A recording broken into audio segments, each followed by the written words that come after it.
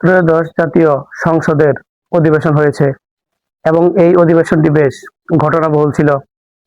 অধিবেশন চলাকালীন মহামান্য রাষ্ট্রপতি তার ভাষণে আওয়ামী লীগের শাসনামল অর্থাৎ বিগত ১.৫ দশককে ফ্যাসিবাদী শাসন বলে উল্লেখ করেছেন।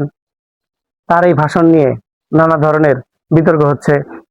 আওয়ামী লীগ সমর্থকরা তাকে বিশ্বাসঘাতক, প্রতারক, গাদ্দার বলে উল্লেখ করছেন।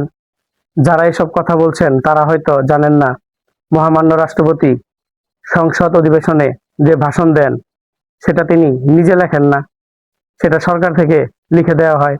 সেখানে তিনি কোনো কিছু সংযোজন বা বিয়োজন করতে পারেন না। তার এই ভাষণ তার নিজের মুখের নয়, এটা লিখে দেওয়া ছিল। ইতিপূর্বে সংসদ অধিবেশনে রাষ্ট্রপতি মহোদয়গণ যত ভাষণ দিয়েছেন তার সবকটি সরকারের লেখা ছিল। আশা করি এই বিষয়টা বুঝতে পেরেছেন।